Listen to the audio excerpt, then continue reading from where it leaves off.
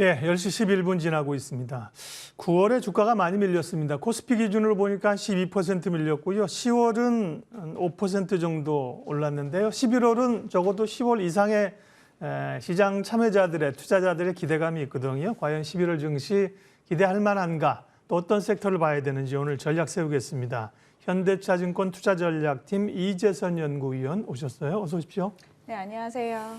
애널리스트들도 특별히 시황 보시는 분들은 주말이 아니겠네요. 계속 일어나는 일들을 머릿속에 그죠 생각하고 네. 자료를 또 어떻게 써야 될까 고민이실 텐데요.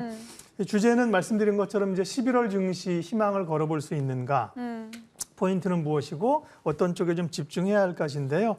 당장 이제 시기적으로 보면 FOMC가 현지 시간으로 1일, 2일, 우리는 3일 날 결과를 발표되니까요.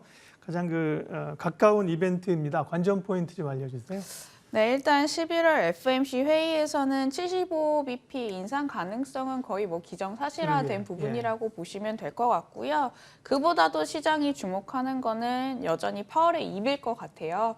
아마도 이제 2주 전까지만 해도 연준이 소위 말하는 그 블랙아웃 기간이라고 있는데 이게 FOMC 2주 전에는 연준 위원들의 그 공식적인 그 관련된 금리 인상 발언이라든지 내지는 관련된 통화정책 회의 발언이 금지가 됩니다. 네. 근데 이 직전 단계에서 이제 한 연은 총재가 사실 금리 인상 속도 가능성에 대해서 조금 도비시하게 멘트를 날리고 비둘기파적인 멘트를 날리고 사실 블랙아웃 기간에 돌입을 했기 때문에 시장의 기대감이 12월 달에 지금 원래 기존에 프라이싱 했던 게 75bp 인상 가능성이었는데 이게 50bp 인상 가능성으로 전환되지 않을까라고 조금 내심 희망을 가지고 있는 상황인 것 같고요. 그렇기 때문에 파월 의장이 인터뷰를 통해서 경기에 대한 진단이라든지 내지는 지금 인플레에 따른 또 이제 향후 이제 금리 인상 경로 가능성에 대해서 진단을 하는 게 좀 중요한 포인트일 것 같아요. 일단 경기 진단에 있어서는 사실 9월 달 FOMC 회의를 거쳐서 그렇게까지는 제 생각에는 크게 좀 다른 스탠스를 보일 가능성은 적을 것 같아요. 지난주에 3분기 GDP가 나왔는데 2점대 후반대를 기록을 했거든요. 사실 이 정도 수준이면은 연준이 보고 싶어 하는 그 소위 말하는 경기가 식어가야 된다라는 거를 좀 증빙을 해줄 수 있는 지표로서 작용을 해주는 거는 사실 아닙니다. 또 고용 지표 같은 경우도 보자면은 9월 달 고용 지표가 사실 또 시장 예상 외로 또 견조한 흐름을 보여줬기 때문에 연준이 보고 싶어하는 게 크게 세 가지인데요. 경기가 이제 추세 성장률이 조금 둔화되는 흐름과 또 고용 지표가 어느 정도 수요와 공급이 밸런스가 맞춰지는 것, 또 이제 궁극적으로 마지막으로는 인플레가 꺾이는 흐름을 보여주는 것. 그 세 가지를 보고 싶어 하는 것 같은데 아직까지 이제 지표상으로는 세 가지 모두 연준의 기대치에 부합을 하지는 않고 있습니다. 그렇기 때문에 파월이 시장의 기대를 좀 100%까지는 충족시켜줄 가능성이 낮다라고 생각을 하고 있고요. 다만 이제 9월 달 비해서는 조금 경기에 대한 부분을 우려하는 모습도 일부 내비칠 거는 같긴 해요. 워낙 또 채권 시장이라든지 유동성에 관련된 시장들이 사실 한번 조금 위기를 맞았던 적도 있었고 영국도 그렇고요. 우리나라도 그렇고 지금 채권 시장의 그 유동성에 대해서 약간 시장이 많이 우려를 하고 있는 상황이기 때문에 이 부분에 대해서는 한번 좀 짚고 넘어갈 그 가능성이 높지만 아직까지는 도비시하게 완전히 이제 선회를 하면서 주가를 부양할 수 있을 정도의 멘트를 날릴 가능성은 저는 좀 적다고 봐야죠. 적다고 보고 있고요. 만약에 조금 긍정적으로 이제 시장이 반응을 한다면은 2년물이 지금 4.4에서 4.5% 정도 이제 레벨대를 9월 FOMC 회의 이후에 계속해서 유지를 하고 있는 상황인데 이게 만약에 파월의 인터뷰로 인해서 조금 레벨이 한 단계 더 다운이 된다라고 하면은 주가에 단기적으로 긍정적인 재료가 될 것 같긴 합니다. 네. 오프닝하면서 말씀드렸지만 잭슨홀 미팅 때 워낙 강하게 평상시에 이렇게 강하게 얘기하는 분이 아닌데 그죠? 시장에 확실히 헤어질 결심을 얘기하면서 시장 충격이 있어서 네. 이번에 조심스러운데 말씀을 들어보면 약간 중립 이상도 좀 기대해 볼 만하고 다만 또 우리는 뭐 아직 안 잡혔다 간다 이렇게 세게 얘기하면 사실 또 중립 이해할 수도 있고 좀 변동성이 남아 있고요. 그러다 보니까 전체적으로 이번에 올리는 기준금리의 상단이 4.5, 4.7, 4% 후반에서 일부 이제 5% 초반대로 간다는 전망들도 나오고 있습니다. 그런 의견은 어떻게 보세요? 뭐 저는 지금 시장이 프라이싱하고 있는 기존 경로대로 사실 갈 거라고 예상을 하고 있고요. 이게 아까 제가 말씀드렸다시피 조금 이 기준금리 인상폭을 낮추기 위해서는 경기가 빨리 식는 모습을 보여줘야 되는데 이게 역설적으로 사실 이 정도 고강도 긴축에도 불구하고 경기가 의외로 좀 탄탄한 흐름을 보여주고 있기 때문에 인플레이션이 빨리 꺾이지 않는 이상 연준이 지금 스탠스보다 더 유하게 가져갈 가능성은 좀 제한적이라고 보고 있습니다. 다만 12월 달에 50bp 금리 인상 가능성도 조금 열어둬야 된다는 점은 긍정적인 부분이라고 할 수가 있겠는데 왜냐라고 봤더니 지금 금리에 대한 레벨이 워낙 많이 빠르게 올라오고 있는 상황이라서 미국 같은 경우도 아직까지는 지표상에 드러나고 있지는 않지만 부동산 같은 경우가 시장이 조금 급속도로 되는 모습을 보여주고 있습니다. 신규 주택 매매 건수도 점차 둔화를 하기 시작을 했고요. 그에 따른 이제 뭐 사실 사실 제한된 소비 지출을 그러니까 제한된 제한된 소득 내에서 소비를 해야 되는 소비자 입장에서는 사실 모기지 금리가 이 정도로 이제 빠르게 올라오면 부담일 수밖에 없기 때문에 12월 같은 경우도 50bp 가능성도 이제 열어놔야 된다라고 생각은 하고 있습니다. 결국은 얘기를 다 하다 보면 위로 올라가는 거는 기승전 물가잖아요, 그죠? 물가가 잡혀야 되는 건데 지난번에도 말씀하시기를 결국 이제 핵심 근원 물가 지수 코어 CPI가 지금 이제 시중 금리 수준까지는 올라와서 레벨을 좀 맞춰줘야 된다고 하셨는데요. 그럴 조짐, 물가는 조금 둔화 조짐으로 좀 가는 건가요? 일단 시장이 예상하는 코어 CPI 예상 경로는요. 기준금리와 맞닥뜨리는 수준은 2023년 한 1분기께가 될 가능성을 높게 잡고 있는 상황이고요. 저도 이 의견에 대해서 동의를 하는 점이 일단 코어 CPI에서 가장 많이 이제 기여도를 차지를 하는 게 주거비인데 이게 거의 한 30%가량을 차지를 하게 됩니다. 근데 주거비 같은 경우는 일단 설문조사를 통해서 산출을 하기 때문에 실제로 이제 모기지 금리라든지 주택 가격이 빠지는 거에 대비해서 한 2개월 내지 3개월 정도 후행을 한다라고 보시면 될 것 같고요. 모기지 금리라든지 주택 가격이 본격적으로 빠지기 시작한 게 9월 말쯤일 것 같습니다. 그렇게 생각을 하게 된다면은 사실 주거비에 대한 기여도도 코어 CPI에서 차지하는 부분이 내년 초에 들어서는 급격히 좀 빠질 가능성이 있고요. 그래서 이제 코어 CPI도 지금 시장 예상치를 보면은 10월 달에도 6% 초반대 수준의 컨센서스를 유지를 하고 있는데 이게 점진적으로 하락을 하면서 코어 인플레이션이 예상되는 수준이 기준금리와 맞닥뜨리는 수준이 적어도는 한 1분기 중에 발현될 가능성이 높다라고 생각이 들고 있고요. 과거 이제 유가 파동 당시의 경험상 생각을 해보자면은 증시가 언제 그러면 추세적으로 반등을 시도를 했냐라고 봤을 때 일단 뭐 인플레이션이 잡는 것도 이제 급선무고 실업률도 이제 정점을 치고 내려가는 것도 중요하지만 무엇보다 코어 CPI가 기준금리와 이제 맞닥뜨렸을 때 이 전제 조건에 부합을 했을 때 증시가 추세적으로 상승세를 도모를 했기 때문에 뭐 12월 달까지는 어느 정도 여기서 더 빠지지는 않을 것 같아요. 그렇다고 해서 이게 추세적으로 뭔가 계속해서 오를 가능성은 저는 아직까지는 열어두고 있진 않고요. 오히려 내년 초를 기회를 보고 사실 주가 매매 트레이딩을 하는 게 더 적합하다라고 생각을 하고 있습니다.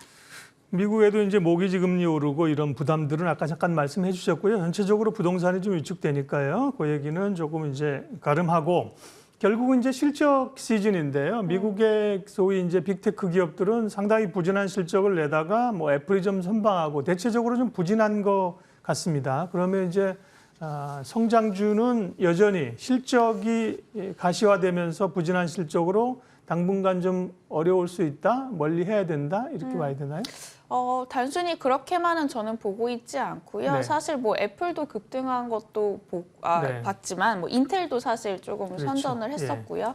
이게 그러니까 실적이 좋고 나쁘냐에 따라서 성장주도 지금 주가 차별화가 일어나고 있기 때문에 과거 지금 저희가 이번 연도 초부터 겪었던 성장주가 이제 거의 이 국면에서는 안 된다라는 인식은 사실 차츰 조금 벗겨지는 것 같아요.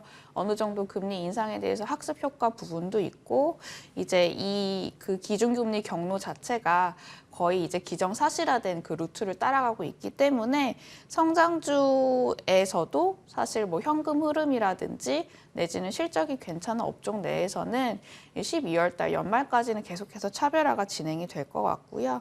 성장주가 가치주 대비해서 언제쯤 빛을 발하냐라고 이제 포인트를 두려면은 탑다운 관점에서는 실질 금리가 지금 굉장히 빠르게 많이 올라왔어요. 근데 이게 어느 정도 차츰 안정화를 찾고 꺾이는 흐름을 보여야지 성장주가 이제 가치주 대비 본격적으로 반등을 시도를 한다라고 보시면 될 것 같고요. 실질 금리가 꺾이려면은 무엇보다도 이제 뭐 연준의 기준금리 인상 경로가 변경되지 않는 것도 중요를 하겠지만 일단 연준이 이제 기준금리를 올림과 동시에 지금 양적 긴축도 사실 뭐 시장에서 최근에 또 말을 잘 안 하고 있긴 하지만 네. 진행을 하고 있는 상황이거든요. 뭐 매각 규모 자체는 그렇게 크지만은 않습니다. 9월 달에 뭐 공격적으로 하겠다라는 것 대비해서 사실 MBS 매각도 아직까지는 연준이 이제 하겠다는 계획에 부합하지 않는 그 매각 그 속도를 보여주고 있기 때문에 이 부분에 대해서는 뭐 그렇게까지는 시장에 미치는 영향은 크지는 않지만요. 이 실질 금리가 이제 꺾여지려면은 양적 기축을 어느 정도 약간 중단하는 스탠스를 조금 보여야지만 사실 금리도 빠르게 하향 안정화가 될 가능성이 높고 이제 채권 시장이 프라이싱을 하는 그 리세션의 그 시점 같은 경우를 지금 보자면요. 장단기 스프레드를 보시면 되는데요. 내년 한 8월쯤으로 예상을 하고 있습니다. 그때쯤이면은 저는 사실 연준이 너무 이제 급격한 경기 위축도 바라지는 않고 있는 상황이거든요. 그렇기 때문에 그때쯤에 가서는 금리 인상도 이제 멈출 거고 사실 양적 긴축도 진행을 했던 거를 과거 2018년, 19년처럼 좀 중단을 할 가능성이 있지 않을까라고 생각이 들어서요. 성장주 같은 경우는 이제 온전히 뭔가 그 스타일 측면에서 가치주 대비해서 빛을 발할 때는 내년 하반기쯤으로는 생각을 하고 있습니다. 네. 그 전까지는 실적에 따라서 또 이제 속해 있는 섹터 내에 따라서 조금 엇갈릴 것 같고요. 네. 국내 증시 얘기를 조금 더 이제 뒷부분에 하겠습니다. 미국 증시는 어쨌든 실적의 우여곡절 속에도 보면 굉장히 반등이 강해요. S&P 기준으로 보면 네. 굉장히 강한데요. 그에 비하면 우리 증시는 올라가는 듯하지만 상당히 제한적이거든요. 못 쫓아가는 게 이제 투자자들의 고민이에요. 실적도 미국만은 못할 거, 수급도 오를 것이고요. 예. 국내 증시 전망은 어떻게 하세요, 하반기? 네, 하반기 12월 달까지는 아까 제가 말했듯이 제한적인 박스권 안에서 계속해서 네. 왔다 갔다 움직임을 보여줄 것 같고요. 다만 지금 저희가 연저점을 한 2,100 후반대에서 경험을 했는데 네. 그 이하로 빠질 가능성은 낮다라고 생각을 하고 있습니다. 이미 이제 코어 CPI에 대한 그 재료가 한번 나오고 있는 상황이고 이보다도 더 빠질 가능성이 뭘까냐고 봤을 때는 금융 시스템 리스크가 있지 않는 이상은 우리나라도 연저점을 깰 가능성 좀 제한적이다라고 생각이 들고 있고요. 우리나라는 사실 이제 연초부터 해가지고 다른 나라 대비해서 워낙 약세라든지 내지는 지수에 대한 충격이 조금 더 빨랐고 또 이제 깊었습니다. 그렇기 때문에 저는 내년쯤에 들어서는 제가 이제 내년 증시 전망을 매도 먼저 맞는 게 낫다라고 지었는데 오히려 턴어라운드 할 이 시점까지 가서는 우리나라가 이제 다른 나라 대비해서 상대 강도가 우수할 수 있겠다라고 생각이 들고 있고요.